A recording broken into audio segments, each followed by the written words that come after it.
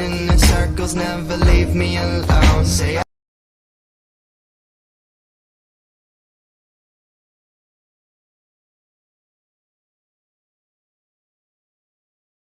Remember to subscribe to Unbox Therapy for your chance to win this custom iPhone 11 Pro valued at $5,000.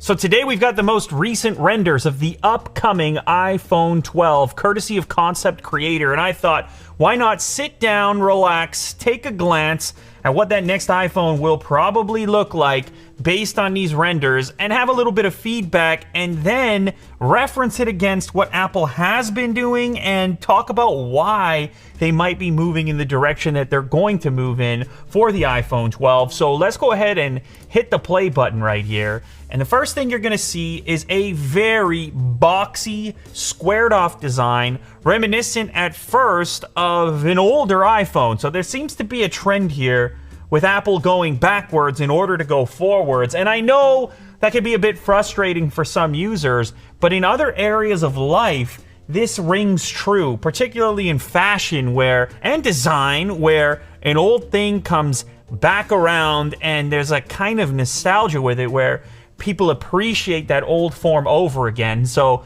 inspired by the iPhone 5, some people say, but then I started looking around the office and realized that this boxy design actually dates back to the iPhone 4. And even though it's going backwards to go forwards, the first iPhone was actually curved, not boxy. Not until the iPhone 4 did we start to see this kind of design, and of course that carried through into the 5. Now, when examining this particular render, you're going to see not only a design reminiscent of an older iPhone, but you're going to see a more modern camera design to go with that boxy exterior. And the camera design is going to be reminiscent of a more recent iPhone. That is, of course, the iPhone 11 Pro, 11 Pro Max, or, well, even just the iPhone 11 for that matter.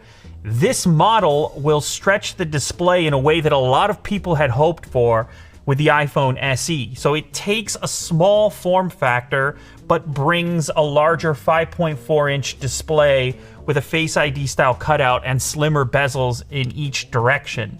The camera layout on the back is a dual camera setup similar to the current iPhone 11. So bringing modern features to a form factor that some people still like and appreciate, especially for single-handed functionality, similar to the current iPhone SE. Now, the rumor is that this will be available in a number of different colors, and it will start at $649, which isn't cheap. It's not at the entry-level price, but it's obviously substantially less than the Pro models have been, sort of settling in closer to $1,000. Truthfully, I've been playing around with some of these smaller devices a little bit, and I do think there is a place for them to exist, and I'm glad that Apple is going to maintain a small form factor device and bring that bigger display into a body that is very comfortable to hold in one hand. I was just actually typing on the iPhone SE and even an older iPhone 6. I don't know if you guys saw the post on my Instagram. It's amazing how similar the iPhone SE, the current 2020 iPhone SE, is to a device, when did the iPhone 6 come out? A device from a long, long time ago. You put them side by side and you realize the body is almost identical. Now, I realize I've taken a variety of different approaches to the analysis of Apple, their design language, and how to feel about it. And I've even called it unimaginative.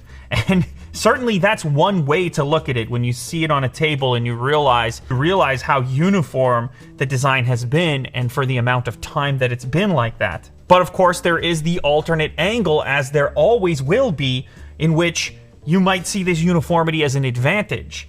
The ability to take a form and have it persist over long periods of time, it's a difficult task. And yet still people look upon older generation iPhones and for whatever reason have nice feelings around them, and that's not an easy task. Are they all brainwashed? Well, possibly. Every single tech brand has its fans. But there is something to be said about sticking to a particular approach because it allows you over time to create refinements that wouldn't be possible if you were completely changing things with every single iteration. Now, the reason I've got all these devices on the table is because upon seeing concept creators' rendition of the upcoming iPhone 12, I started to think, what is this phone really inspired by, and is it truly the throwback that it seems like compared to the rest of the iPhone design language, Apple's design language in general? That's why I've also got an iPad on the table. So in front of me, I have an iPad Pro, I have an iPhone 4, I have an iPhone 6, the 2020 iPhone SE, and an iPhone 11 Pro. A kind of bizarre combination of devices.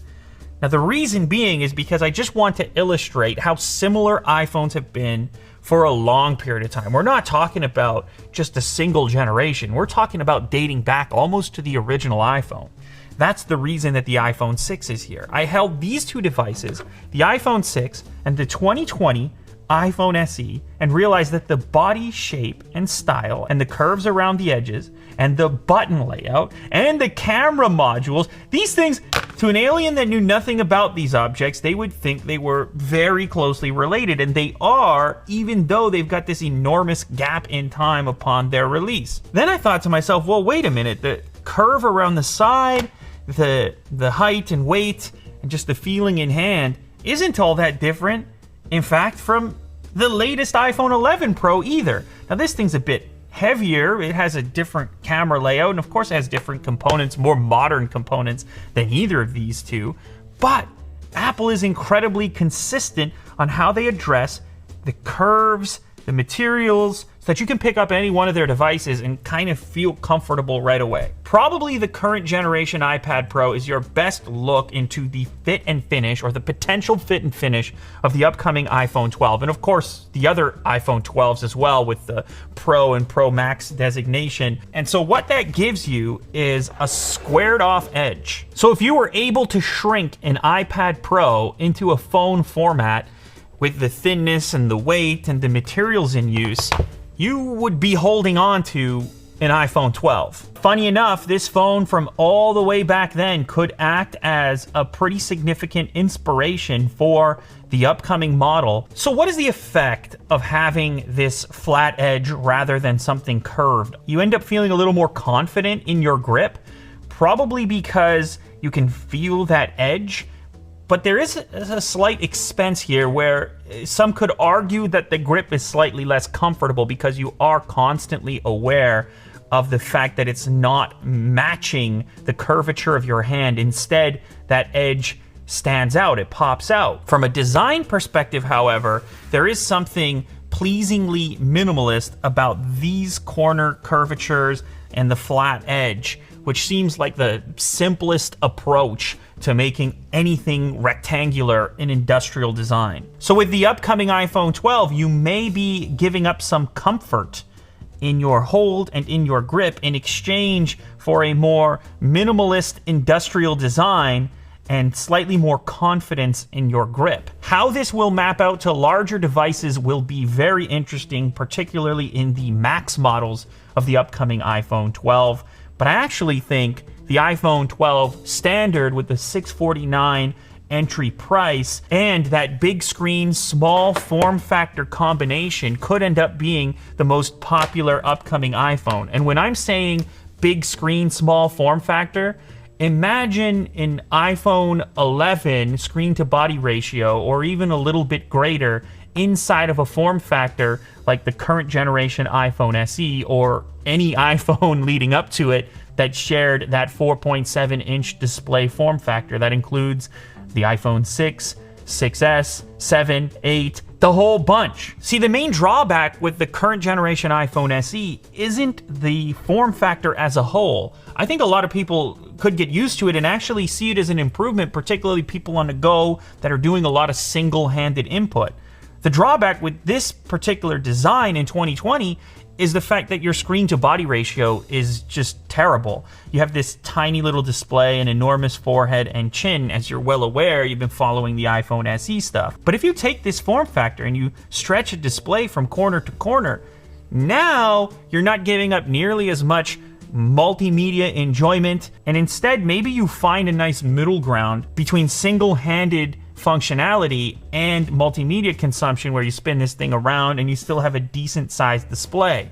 So to make it clear, we're talking about a form factor almost identical to this in your hand, but instead of a 4.7-inch screen, you'd have a 5.4-inch screen. So there you have it, a glimpse into the upcoming iPhone 12 courtesy of Concept Creator. Now these concepts are based on rumors that have come from a number of different sources. It's starting to look fairly concrete that the upcoming iPhone will take most of its inspiration from those previous generation iPhones, the iPhone 5 and 4, and of course that first generation SE.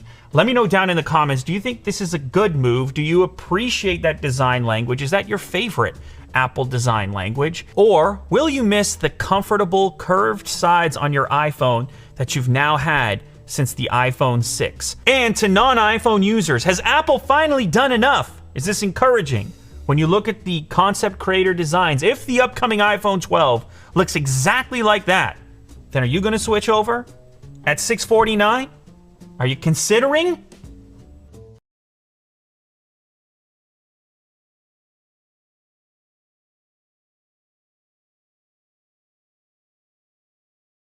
Running in circles, never leave me alone. Say